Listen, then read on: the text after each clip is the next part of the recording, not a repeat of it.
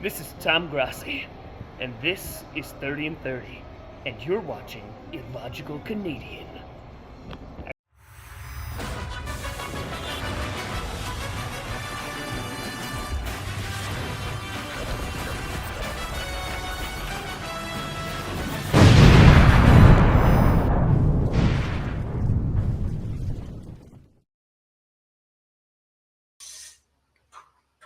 Bonjour, mes amis.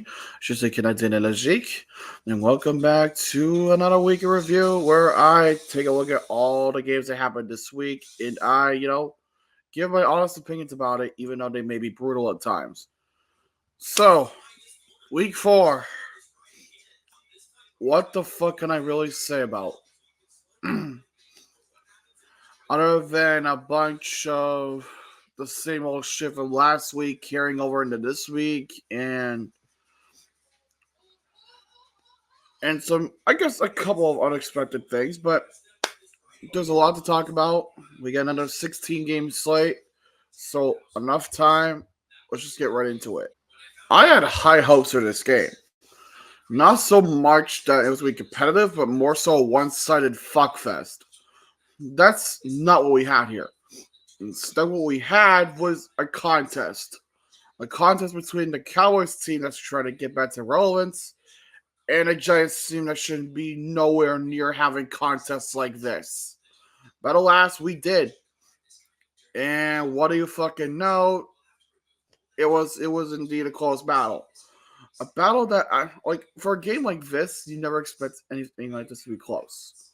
You expect the Cowboys to run away with this win and they just go somewhere else. But the Giants said, you're not doing that today. You are gonna be subjected to us actually putting up a good fight. A good fight is what it was. I really don't know how else to word it than that. I mean, Cowboys still won. And that's because Daniel Jones reverted to throwing interceptions because that's all he knows how to do.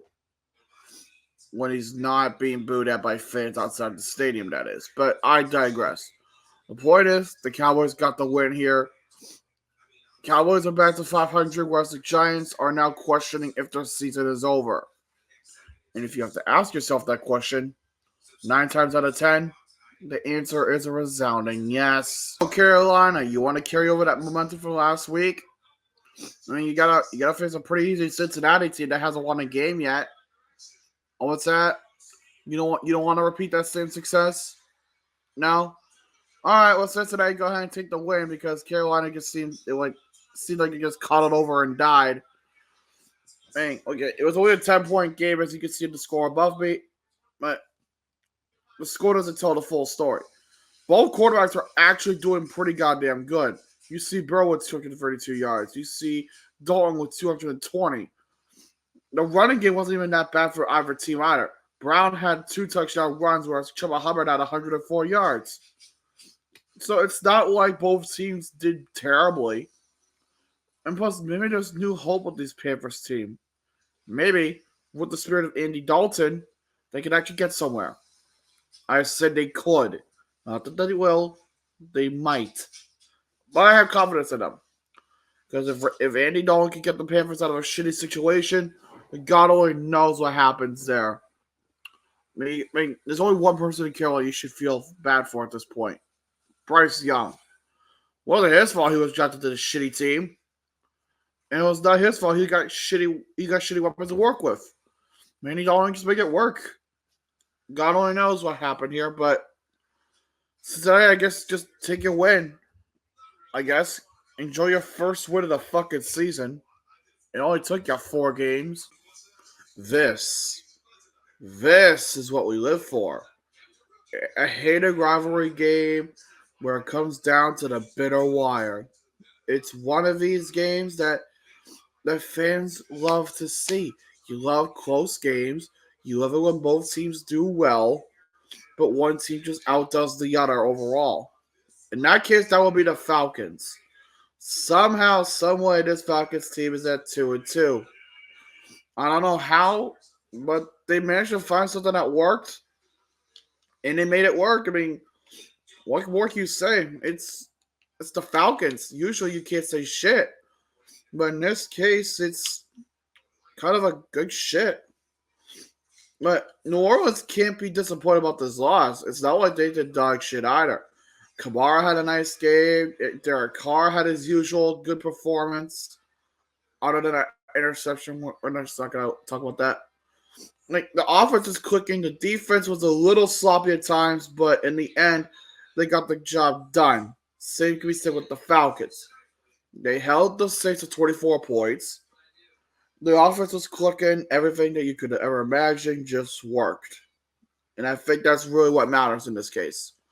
Atlanta, you may have fucking got the win, but don't let that score fool you. Because that win was harder fought than you expected. So I would advise being very cautious in the next few weeks. What is it with the Southern Division rivalries that just seem to do well this week? First, we had Atlanta and New Orleans coming down to the wire. Then, what do you got to say about this? Jacksonville scored first, but that didn't. But the lead didn't last long because Houston just came right fucking back. Because let's be honest here, the 2024 Jacksonville Jaguars are complete and utter dog shit. They are 0-4. Their season is pretty much done in all but name already. And it's not looking good for them right now. I mean, yes, they can move the ball. No, they can't convert every single fucking time. Whereas the Texans, they march down the field with precision. They're able to move the ball pretty goddamn good. Their defense, unstoppable. It seems as though the Strouds once again control Houston. Well, I wish I had the music, but I don't. But Houston gets the win here. Jacksonville, you have a lot of questions to ask yourselves. Because let's just say, at this rate, you'll be eliminated by week 9. And that is not what you want. Right? It's not good. Now, do fucking better. Alright, this match is your piss break. Because holy shit, this game was ass. It was really, really ass. You know it's bad when Bo Nix throws 60 yards to one fucking guy. I'm serious. Look at it. Like you can see the market stats right here. All those fucking passing yards went to fucking Cortland Sutton. Everything else just seemed to fizzle the fuck out. And Sutton only caught 3 of the 12 passes he completed. How the fuck that makes sense? I have no idea. This game was ugly. And I mean ugly. You expected Aaron Rodgers to do something against the Broncos? Well, I guess the fuck not. Despite having a shit ton more passing yards and everything. And these are the Jets we're supposed to have hope for? The only hope I'm smelling is from the putrid, toxic shit from the Hudson River. Or that could just be the sense of New Jersey as a whole. Either way, let's just forget this game ever happened now, shall we? Because I don't think any of us want to remember the dog shit that was this game. Let's wash out the fumes of bullshit with an actual good matchup. Jordan Love is back after nearly fucking ruining his knee in Brazil. So that's good. So his Love is back, he's healthy, and holy hell, he's slinging the ball. He's actually moving the ball downfield. The Packers basically come back from a big deficit only to fall at the hands of the fucking kicker again. You know how this shit goes. It always happens because of a kicker. If you can't make a fucking field goal, then you don't win shit. Oh boy, this is a tale all this time. Minnesota, you are now 4-0 with a Sam Darnold-led offense. You are 4-0. That in of itself is a fucking miracle. Maybe Sam Darnold just finally found his fucking groove. Maybe Sam Darnold just finally found a system that works for him. It took him a few years, but he's there. He's doing well. He's doing what you would expect a third overall pick to do. But yeah, I mean, congratulations, Minnesota. You're 4-0, and you're on top of the NFC North. Bravo. I'm pretty sure Duck doesn't want to talk about it. But we're going to. Yeah, this game was competitive at times. Sure. Yes, Justin Field had his first 300-yard passing game of his career. Yeah, sure. Don't mean shit when you can't fucking win. Anthony Richardson again got hurt. So in comes the fucking elite Joe Flacco. That is the only reason the Colts won, was because of Joe Flacco. The elite Joe Flacco strikes again. Man. Fucking Joe Flacco going off again in 2024. God, it doesn't feel right. But it's right. It's exactly right. Every time Joe Flacco gets his hands on the team, guess what? The Colts win. Every time Flacco gets his hands on the team, they win. They do good. Let's just hope Anthony Richardson isn't out for the season this time. Please. Because that would be great. Considering he is good when he's healthy. Please don't let him fucking be out for the season again. I fucking pray. Well, what more can you say about this game that hasn't been said already? It was a good game, but it just felt like something was off. Now, could it be that the Rams don't have their elite weapons? That's part of it. Could it be that Chicago somewhat underperformed but still won? Yeah, I guess. But it's not really that driving force. Oh, yeah, Caleb Williams was the one that helped the Bears win the game. I think that's what it is. Yeah, Tua, you could have your defense help you win this time. You have to do it all by yourself. Every quarterback has to go through it. It was just your turn. But you did good for what it was. You did good for what it was. The Rams were weakened because of injury. That's understandable. They didn't have everybody they could have needed. But let's just say that they came up short. That's just the whole point and the whole preference of the whole thing. Chicago, at least you won. At least you're 500. At least you're tied for third in the division. Good on you. Now actually do something with it instead of just fucking wasting it like you always do. Please. Yeah, Philly, we need to have a serious talk at this point, because what in the fuck are you doing? This is a game that you should have won. I said you should have won. Because what I saw out there wasn't you trying at all. It was just you laying over and dying. To the fucking Buccaneers of all teams. You lost to the Buccaneers.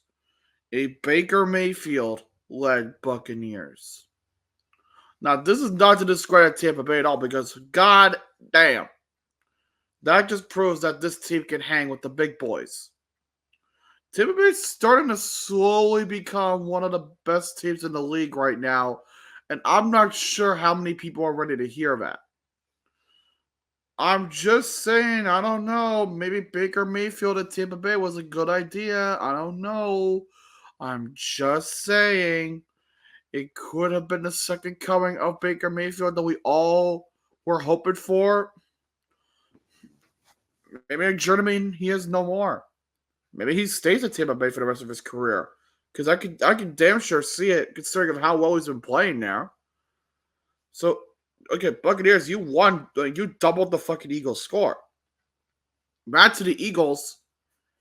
2-2 already. You're in mid-season form already. Eagles, I swear to Christ, you really need to fucking figure your shit out. And you need to do it fast. Because the rest of the season is not going to be very fucking kind to you. Fucking figure it out. Yeah, I saw this result from a mile away. There was no way in hell the Patriots were beating the 49ers. Okay, And I'm the Patriots fan, and I'm telling you that we weren't beating the 49ers. That is how bad I've expected this team to do this season. Look at this point, you gotta question yourself if Jacoby Brissett is a actual starting caliber quarterback. The answer to that question is a resounding no. Yes, he can be good for short stints, but that's always good for short stints. That's why he was the Patriots' first string for a few years. And you expected him to be the fucking savior? No. The other savior is just waiting and learning. But what was he fucking learning from this? This isn't learning. This is just subjecting your future quarterback to bullshit and subjecting him to shit play. You call that learning? I call that fucking abuse. Good God. Look at, I understand the Patriots are bad. But come on, this is a 49ers team without a couple of their best guys. Oh, wait, never mind. Scratch that. Their offense is healthy again. Right. Patriots, just give it up. 1-3 at the quarter part of the season. Yeah, throw in the towel. It's okay. We all understand. The Commanders? Winning? I don't know, guys. This may be a bit of a controversial take, but I think Jaden Daniels is good. I think Jaden Daniels might be legit, guys. I don't know. I mean, it's not like he's slinging the ball like he's prime Alex Smith. But God damn, that is a good man. That is a good quarterback. It's not even that the fucking Cardinals did bad. It was just they were in the wrong place at the wrong time at the hands of the Commanders' communist machine. Like, okay, if you had expected anybody in their right mother to say that the Washington Commanders are 3-1 in 2024, I would tell you that you are full of shit. But full of shit I am not. Because apparently they're good. I don't know how they're good, but they're good. And you want to know what's the worst part about all this? They are at the top of the NFC East. I am not fucking kidding. We are living in that world where the Commanders are at the top of the NFC East. The Cardinals I expected so much better out of. 1-3 this season. 1-3. I expected so much better out of you. Maybe give the ball to Marvin Harrison Jr. more. Let the rookie cook. But apparently you will not let him cook because Kyle Murray's thinking about the next Call of Duty release. Fuck. Alright. Stop me if you've heard this before. The Chiefs go into SoFi Stadium to play their rivals, the Chargers, and the same old shit happens where the Chiefs come out, they play hard, and they beat the Chargers. Again, why didn't you stop me even though you've heard this several times before? This shouldn't be a surprise to anybody anymore. But apparently it is. The Chiefs beat the Chargers again. Look at Chargers, we gotta have a talk for a minute. I'll come back to you in a minute, Chiefs. Just sit tight. But Chargers, what are you doing? What are you doing? You mean to tell me you have a not so bad core built around after your main guys fucked off elsewhere, and that's what you have to show for it? That's fucking utter embarrassing. That's bad. Really bad. It would help if you ran the ball a little more, but J.K. Dobbins can't get anything worth shit. It would help more if you get Vlad McConkey the ball a little more, but you let the rookie cobweb shake off. But no, you just do the same old shit. And also, while I was putting in the stats for this, I didn't realize this, but Kareem Hunt is back on the Chiefs. Yes, we are going back that far in time. where Kareem Hunt was the one doing the rushing for the Chiefs. It's a weird fucking sight, I know. But what are you gonna do? Chargers, you fucking suck. Please go to the participation trophy line because that's where the fuck you want up being, anyways. Cleveland, I have one question for you. It's a very simple question, and I want you to give me your best answer. Why the hell is P Diddy still your starting quarterback?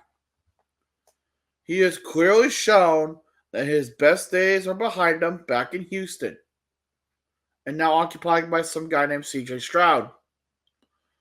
This is not how you football. It's how you not football. But someone, I guess, forgot to give the Browns that memo. Because, God, you fucking suck. I'm not saying that to be rude. Well, actually, yes, I am. You fucking suck. The Raiders, on the other hand, well done. I guess. Because you also didn't play good. You played just as bad, if not worse, but you did enough to win. Oh, and you thought the offense was the reason they won. Bitch, please. It was the fucking defense that did all the work. It was the defense that carried the Raiders to the win. That's all it is. You expected the Browns to fucking do anything worth shit? Hell fucking no. It was easy pickings. Congratulations, Vegas. You have cemented yourselves as not dog shit.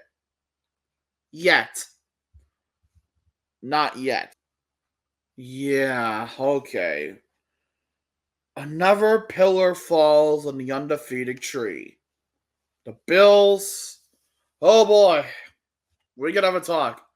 You mean to tell me you go from 1 week curb stomping both the Dolphins and Jaguars, or to receive a fucking curb stomp yourself at the hands of the Ravens? So let's get this straight. And you can correct me if I'm wrong. You've so far this season, you've done good against shit teams, but when it comes to actually facing good teams, you fucking fall apart. Well, because the evidence is damning. The evidence, Exhibit A, your curb stomping of Miami. Exhibit B, your curb stomping of Jacksonville. And Exhibit C, you being the subject of the curb stomping at the hands of the Ravens. Speaking of those Ravens, damn. Derrick Henry, god damn. Fucking nearly 200 rushing yards? Holy shit. You have more rushing yards than the quarterbacks did fucking passing. That takes fucking talent. Derrick Henry is an elite talent. And people had questions about Derrick Henry once he left Tennessee, if he would carry the same momentum that he had, or if he would be a little worse off, maybe start to decline. No, apparently he fucking picked up right where he left off and just said, fuck it. I'm just gonna run with it. And run with it he did. Run with it he did. Congratulations, Baltimore. You are back to 500. All because the Bills can't do anything against good teams. Remember what I said earlier about the Broncos-Jets game being dog shit? You remember how I wanted to just forget that game ever existed? Yeah, can we take this game with it? Can we just put that game with him and just say, fuck this game? Because, okay, let me tell you something, okay? The score says one thing, okay? That score says one thing. You had to watch it in order to know how bad it was. It was fucking brutal for both teams. I mean, brutal. No one could hold on to the ball. No one could catch a ball. Running backs couldn't do jack your shit. And what in the fuck were we supposed to fucking do? Because all it seemed like was no one knew what their fucking task was. Interception after interception, fumble after fumble, turnover on downs after turnover on downs, shitty situation after shitty situation. This game was just bad for both teams. Miami, it gets worse for you, though, unfortunately. You know your star player, Jalen Phillips? Yeah. He's out for the season now with a fucking knee injury. That's going to require reconstructive surgery. Yeah, the Dolphins, you may as well just pack up your season because you're fucked. You're straight fucked. Tennessee, you're also fucked. You may have this win now, but you're still fucked. I don't care. I don't care what anyone says. You're fucked. Both of you teams, get the fuck out of my sight. Now this should have been the only Monday Night Football game that happened. Should have been the only Monday Night Football game. We did not need doubleheaders again. We did not need it. This is the game we all wanted as the sole slot. Everything was perfect. Like Geno Smith was slinging that rock like a fucking prime ass motherfucker. Walker was doing good. Metcalf was doing good. That defense was okay. Actually, scratch that. Their defense was bad. Detroit, on the other hand, Jared Goff threw a perfect fucking game. He completed every single pass.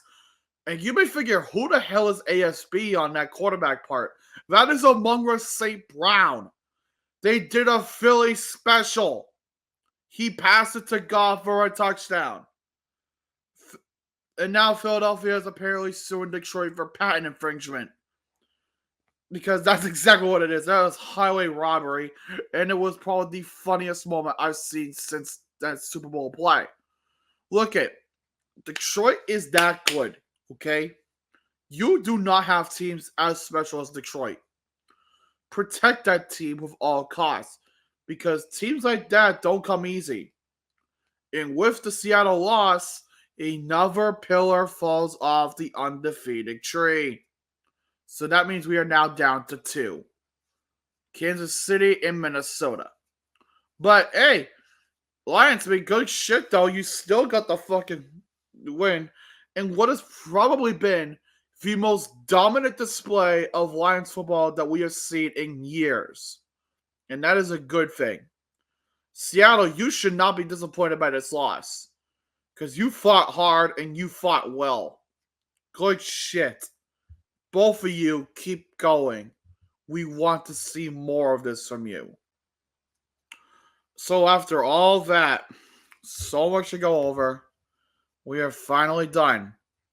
And for the next few weeks, from here on out, bye weeks will begin. Thank God I don't have to make 16 different graphics. But that's okay. But thank you all for watching, and I hope you guys did enjoy it. We will be back tonight with the fantasy football stream. Tomorrow is my birthday, which means we get a birthday stream starting at 7 o'clock. So I hope you guys will tune in for that. And if you did enjoy it, leave a like, comment down below what other videos you guys want to see on the channel. And if you have not done so already, subscribe and join the Illogical Nation. The charity event is still ongoing, so the link will be at the top of the description like always. Share this around with your friends. So until later tonight, je suis Canadien et logique. Bonne nuit et au revoir.